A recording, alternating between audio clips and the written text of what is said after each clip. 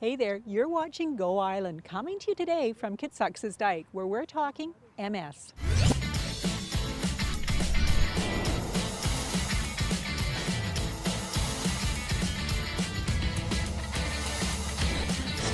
Aaron Visiev Financial's Go Island is brought to you by Aaron Visiev Financial. Well, hello there, you are watching Go Island. We are out here at Kitsux's Dyke enjoying this break in the weather. The sunshine is wonderful, and I'm with two lovely ladies because today we are talking about MS and the MS Walk that is coming up on April 27th. So who else would I talk to but these two lovely women who live with MS? Susan Brown and Carol Riding, thank you so much for joining me today. Oh, thank you for having us. Yeah, and it is a treat to be out here in the sunshine, let me tell you. Now, Susan, before we started, you were telling me you were diagnosed quite a while ago with MS. I was, yeah. I've been living with MS for 33 years now. Wow. And the progress of the disease, I've been most fortunate. It's been quite slow. Excellent. And I'm still walking. Wow. Yeah. Wow. And she says she's still walking, and that's partly because everybody is different. This disease is different with every individual, isn't it? And some aren't as lucky. Absolutely. And just because I'm doing well doesn't mean I'm doing anything right. Yeah. It just means I'm one of the lucky ones. Yeah. Very lucky one. Now, Carol, you've also been diagnosed for some time, but not quite as long as Susan. Not quite as long, for 12 years. Wow. And I was diagnosed with a different kind of MS, relapsing remitting. And I've been on medication, and I've had a very fortunate path to follow. Many of my symptoms are invisible, but I still have MS. Yeah. And that's a good thing that your symptoms are invisible. It's sometimes challenging, though, I'm guessing, because people don't know you're ill. That's right. Yeah. Yeah. Now, with both of you ladies, there had to be symptoms in the beginning that you knew something was wrong and you went to the doctor. Susan, what were those symptoms? Mine came on rather dramatically. I at first was diagnosed with having a stroke because my left side went totally numb. And as things progressed and symptoms kept reoccurring, and that was when I was sent to the MS clinic at UBC and received the diagnosis. Wow. And Carol, were your symptoms similar or different? Gradual. I had some numbness. I had kind of a prickly heat on my back, and I also had wobbly eyes. My vision was a little bit impaired. Wow.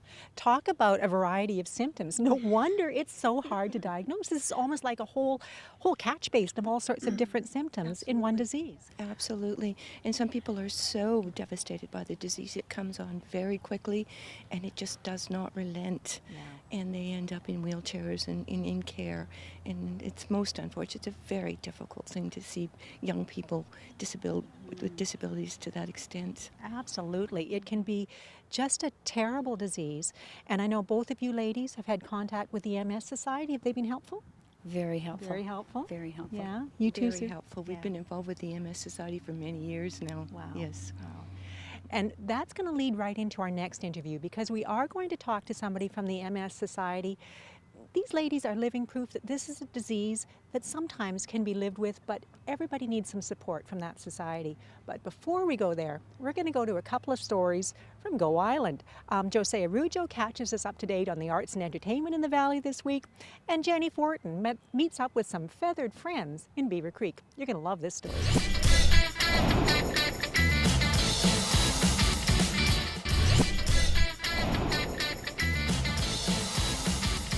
Well, welcome back. You are still watching Go Island. We are still talking about MS because the MS Walk is coming up in Port Alberni on April 27th.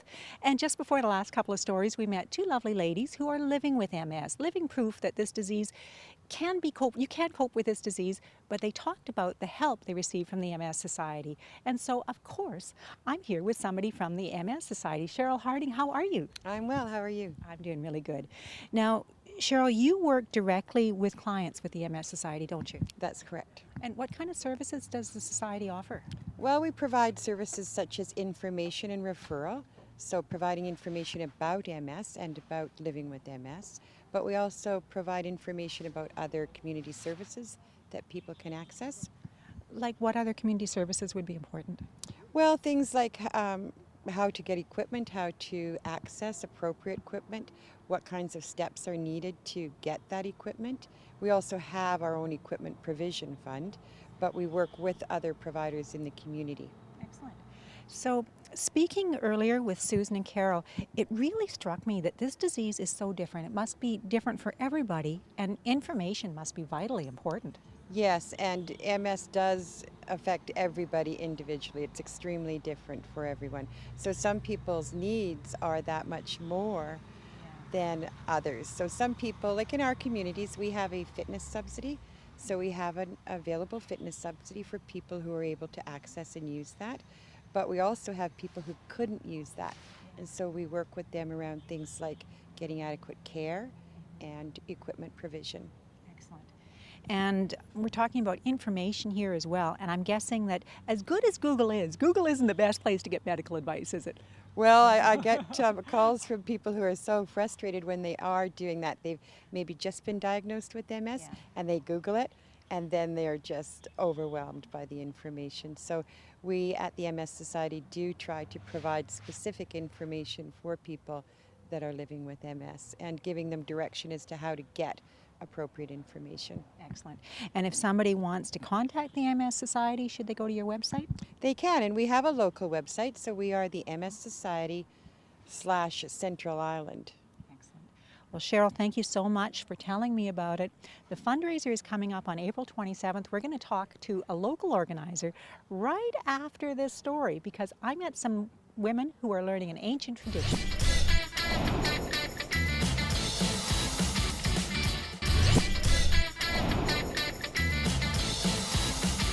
Well, hello again. We are still here at Kitsuxas Dyke, and I promised you we were going to talk to one of the organizers of this year's MS Walk in Port Alberni, and it's Pam Craig. Pam, how are you? I'm well, thank you very, very much. Now, I've been talking to people who are living with MS. I talked with somebody from the MS Society, but now we're talking fundraiser.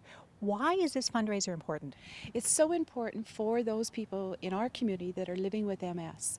This gives them an opportunity to participate, inform the community about the issue, as well as raise funds to help with research and supports for them in their lives. Absolutely. Now, the raising funds is important. How do people do that? Well, the best way is to go on to our MS Walks site, book a team, and come along to our event on April 27th.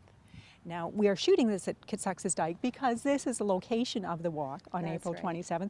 It's a lovely walk. You can walk, you could run, you could even roll around this, couldn't you? Absolutely. It'll be a great day, and I'm sure the day will be just as lovely as today. And everyone has a wonderful area to walk, just beautiful scenery. So it's just the best place for that type of event. Absolutely. Now, we've been covering the MS Walk for some years. This is a time-honored tradition in Port Alberni, the MS Walk.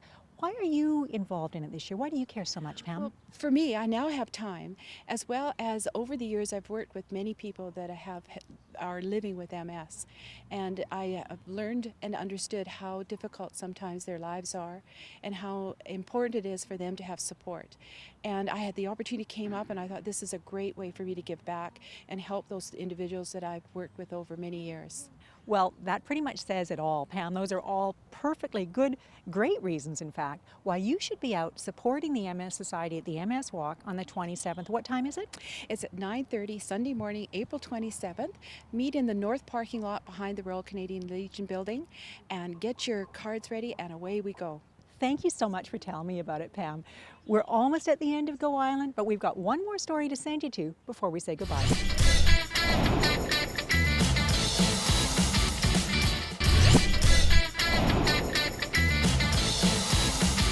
Well, that does bring us to the end of another Go Island. Please do mark April 27th on your calendar. The MS Walk here at Kitsuxas Dyke. It's a great cause. Until we meet again, be good to each other. Aaron Visiev Financial's Go Island was brought to you by Aaron Visiev Financial, supporting community and providing personalized advice and services to clients since 1996.